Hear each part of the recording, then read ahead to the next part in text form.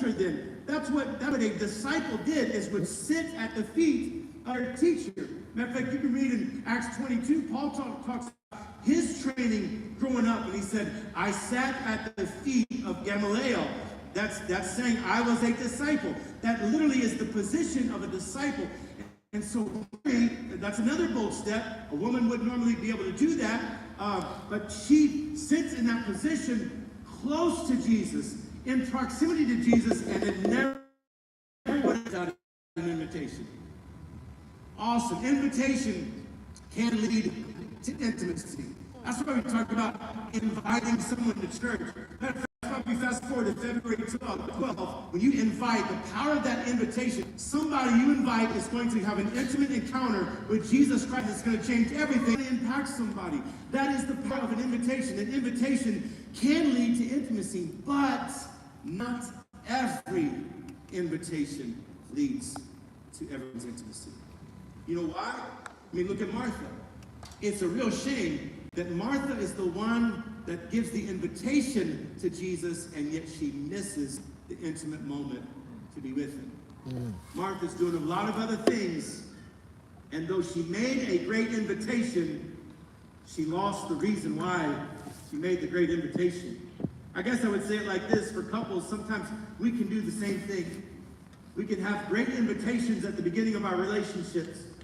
Maybe you're married for 10 years, or 15 years, 30 years, and you can remember back to those original invitations. I mean, you're ready to ask your wife on that very first date. You were so nervous, so tongue-tied. You're looking at yourself practicing in the mirror. Will you go on a date with me? Like, you're so nervous about it. That first invitation has to go well. And she said yes. Oh my goodness, I can't believe it. This is awesome. And then you go on a few more dates to ask her to marry you. And you got to get that just right.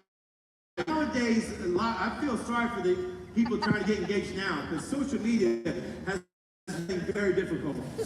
Back in the day, you just got on your knee and did it. Now it has to be a whole production. You got to hire actors and singers and dancers. That's the whole thing. I feel bad for the young people.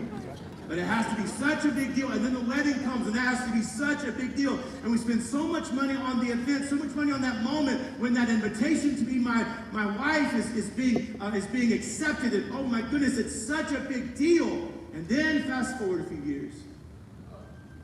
Fast forward a few years when things start to get a little bit busy.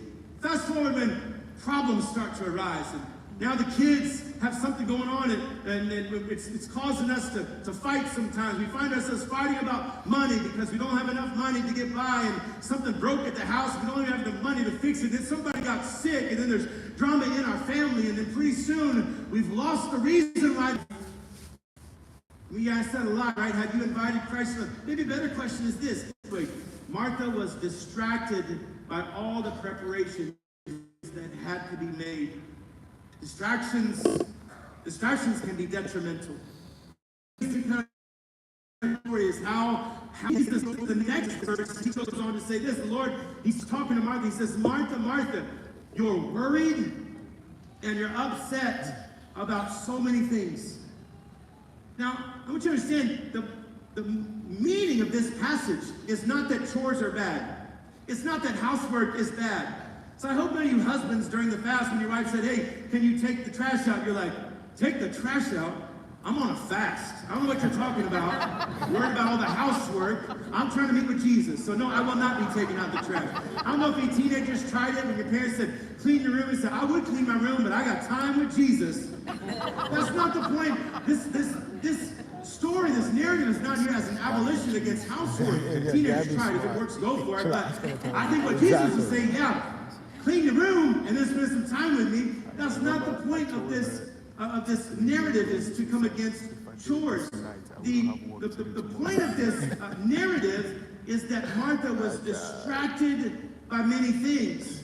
The Greek word in that gets translated distracted literally means this dragging many things along. So you just picture the disciples and Mary at the feet of Jesus, soaking him in. And as Jesus is teaching, there's Martha just dragging many things around, dragging the worries, dragging the concerns, dragging the distractions. When Jesus said you're worried and you're upset about many things, those two words in their original meaning, worried and upset, would be this. One of them is internal and one of them is external. He's saying, Martha, you're worried about all the external stuff. You got a lot of busyness going on, a lot of things going on around you. You're so focused on them. You're so focused on them, you're missing me. But then he also said, and also internally, anxiety, just worry is all in there. See, Jesus was not getting on to Martha because of her worry. He was getting on to Martha because of her worry. A lot of us, we worry about things we can never control. And somehow we wear it as a badge of honor. Sometimes we think Jesus is proud of us for being concerned and upset and worried and distracted by so many things. Look at all the things I'm caring about, Jesus. And Jesus said, well, I'd rather you just put your cares on me and let me take care of that. Why don't you spend some time soaking me in? Especially as we are coming out of a fast. Like, I want to encourage you, church, beware of distraction and worry and things trying to make you upset, because they're coming. Matter of fact, I'll just prophesy right now, the devil's going to come at you. Maybe tomorrow at work it's going to start, where all these pressures and all these things are going to start coming your way, and you're going to start to take them on and take them on and take them on. It's going to, you can do it. It's just a matter of deciding that it has to talk to you, and that would be better sometimes than just getting so distracted, so rushed, so preoccupied that then we start to settle for just some mediocre version, some distracted version of our faith. Verse 42 says this, but Jesus is answering Martha when Martha comes and kind of brings her complaint. Doesn't it bother you, Jesus? I'm having to do this by myself. And this is what he said. So you're worried, upset about so many things. In verse 42, he says, but only one thing is necessary. Mary has chosen what is best, and it will not be taken from her. You know what Jesus was saying? Both things are good. This was not a matter of good and bad. Both are good. Serving, sitting at Jesus of this story to choose either or. No.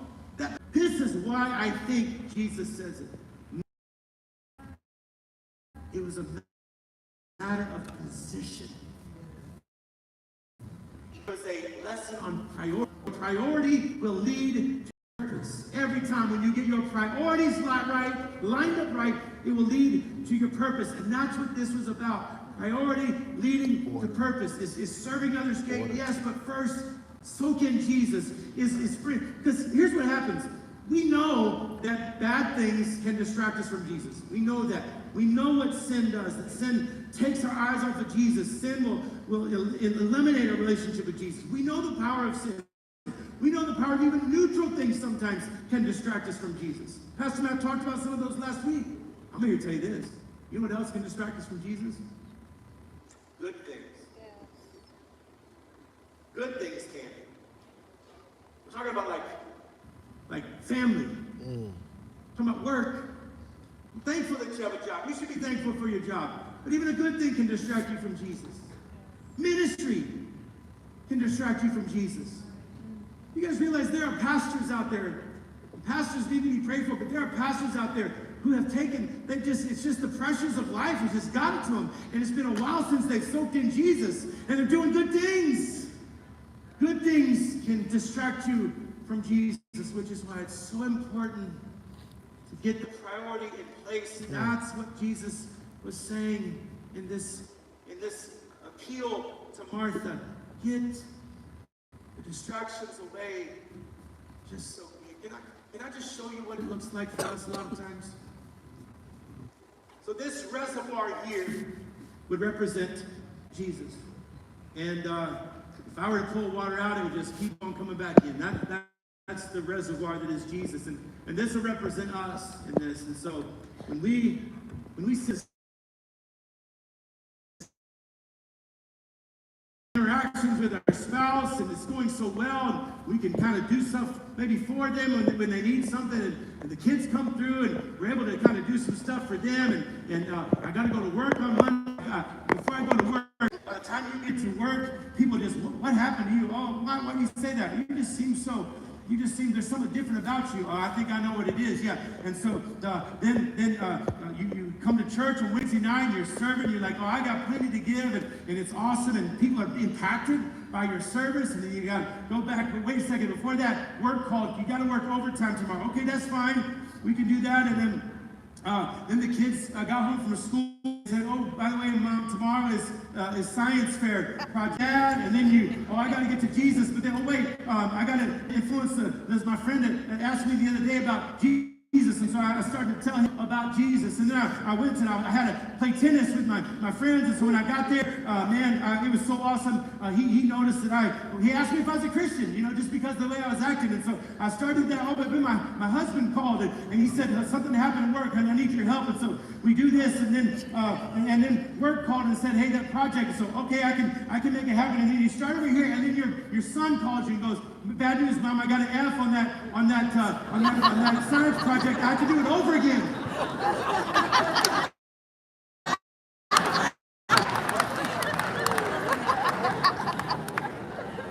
I mean, nothing can take the soak out of you like a science fair.